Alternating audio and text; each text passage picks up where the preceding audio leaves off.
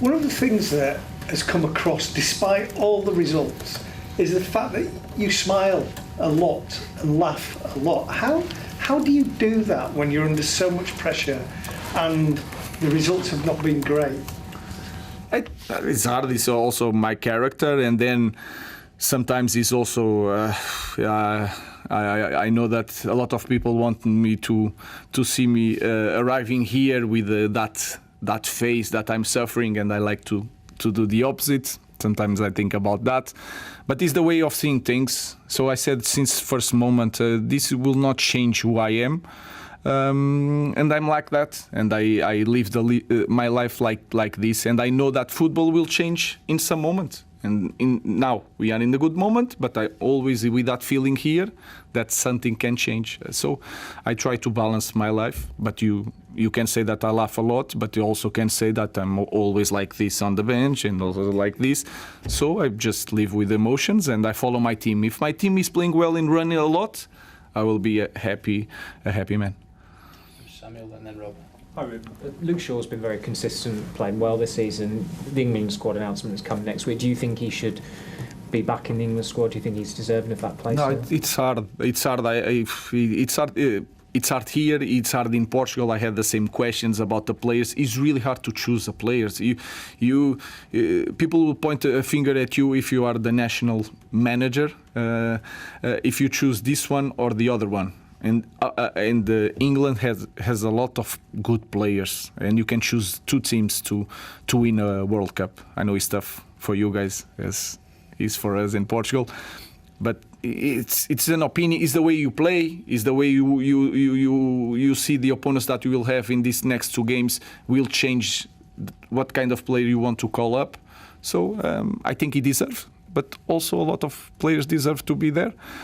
For me, I want him to go to national team, but I also want Luke Shaw here, training with me, recovering with me, and be prepared for my game. So I'm a little bit selfish on that. So if he's not going to national team, for me it's fine because I can control better what he's doing. Ruben, obviously you're in a good moment now. It wasn't always like that, but even in bad moments you were very consistent with the message, saying that I have my idea, my plan.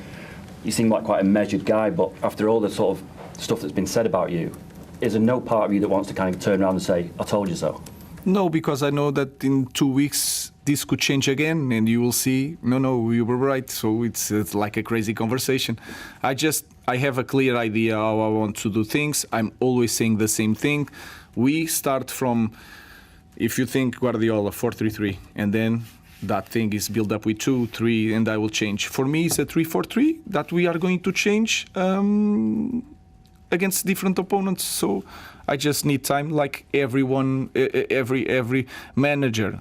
Maybe my way of doing things is going to take more time to start for people to start seeing things, and there are managers that arrive in one club in the next 4 games they can win 3 and lose 1. But then there's a luck also in the games. Again, we had some luck against Liverpool, and all the narrative changed because of that.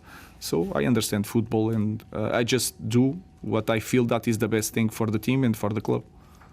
Stephen and then Jamie. Hi Ruben, Europe was the target at the start of the season. Does that mean Champions League specifically now after 3 wins on the bounce? No, it's not. We need to go to Europe because of everything. Our club needs to be in Europe. It's hard to have a very, very good scout. Imagine what is for me to have Kobe Manu with that minutes that he is playing. He needs more games for me to make a rotation, because with 1 game is really hard. I have to take one of the guys that is playing to put another. When you have more games, you can divide, you can manage the group in a different way. We are trying to use the time that we have to train to be a better team, to be prepared in the future, to have that European games. But the target doesn't change. We have to go to Europe. To be in top 4 is really hard for our moment, but we never know. We just need to focus on winning the next one, and then we'll see. Just go back to sort of what Rob touched upon. Why do you believe in this 3-4-3? So what is it about it that gives, for you, a good chance of being successful? I don't think you've ever really explained that. No, it is the. I think the rotation of the team is easier for me because I spent so much time thinking about that I don't see as a 3-4-3. I see at the beginning of the base of the idea 3-4-3, but then you. Why at the big base? Why? I don't know, because I spend a lot of time playing like that, because when I start thinking about the system, nobody was playing with 3-4-3, so I can understand how to rotate players. Even in the way we buy players, if you have a clear idea how to play, it's more easy for you to point, this is the guy that I want. And that can help you.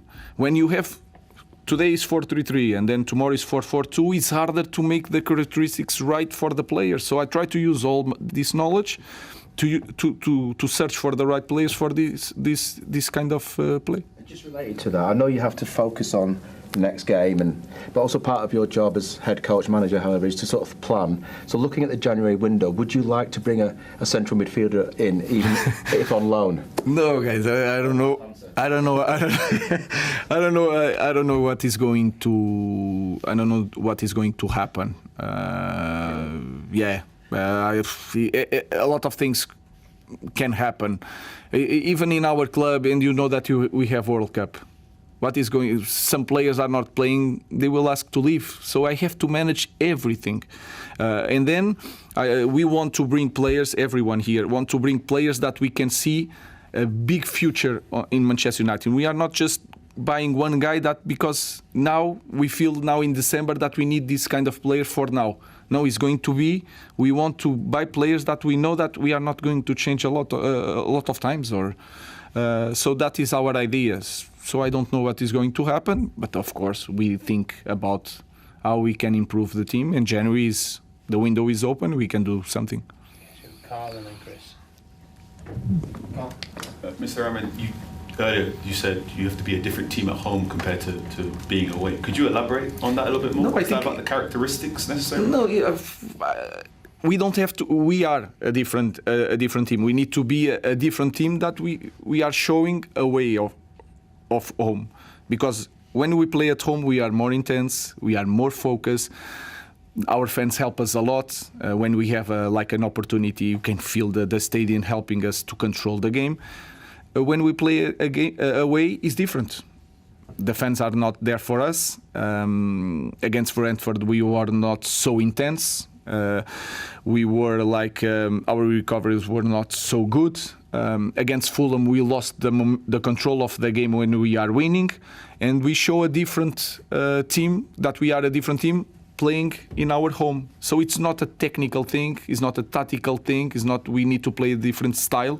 We just need to be the same team, to believe in the same way that we show at home. We need to show that away.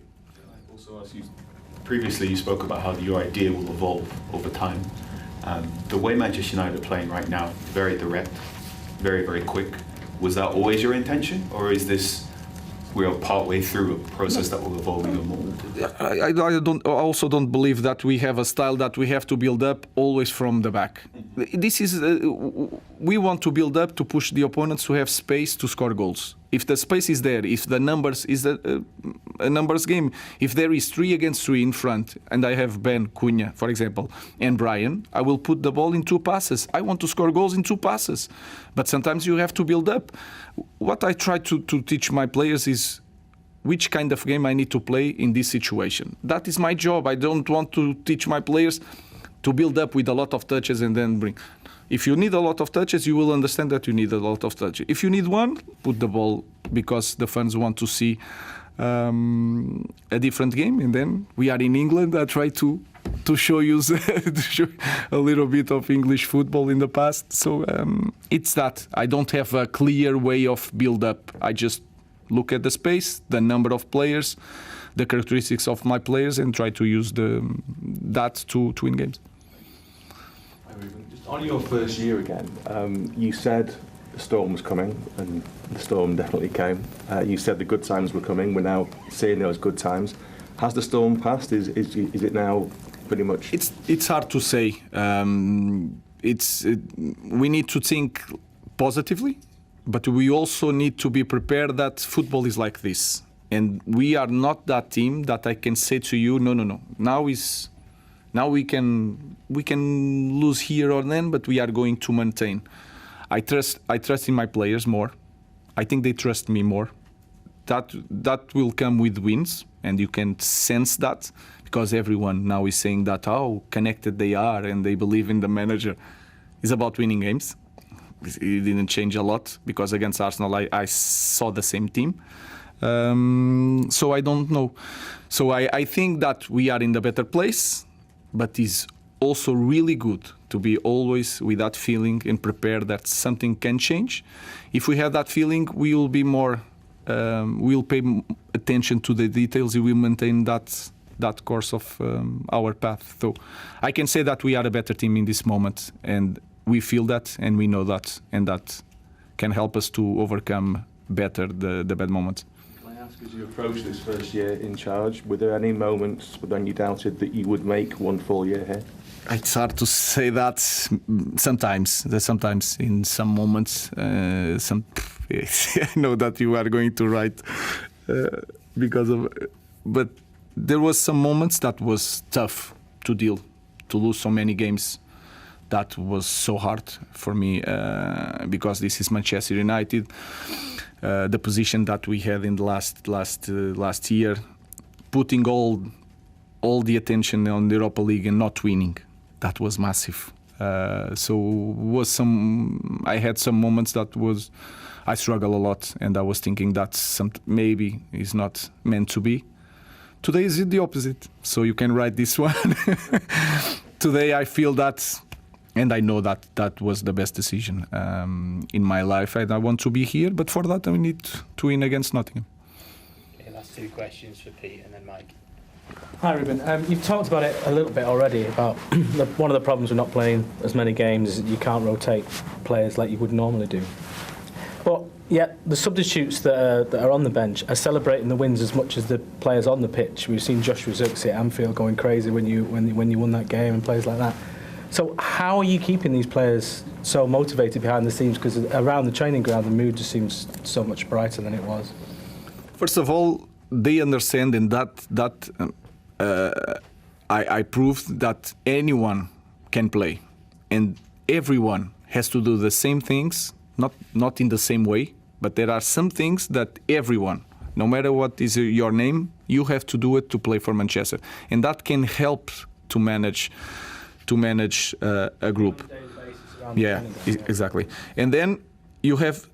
I try to explain all the time that to the players that we are not just playing today, not just this year, but then the next seasons. So they feel that they are part of the journey, and that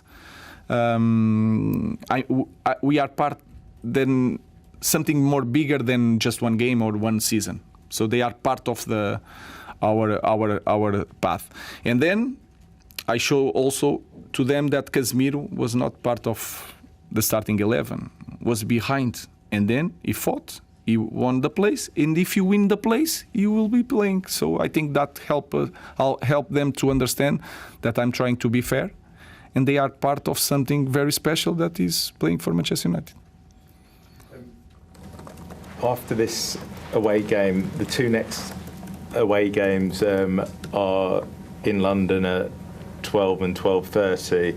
For the fans who have shown so much support for you over the last year, do you think that's quite harsh on them, the fixture lists, to have these games at those times? 12:30 on a Sunday, yeah. For the away games. Yeah, it's. I think we have also games at Monday. Yeah, Monday here. Monday's coming up. Yeah. Yeah, it's the price that we have to pay, and I'm not saying that is right or wrong.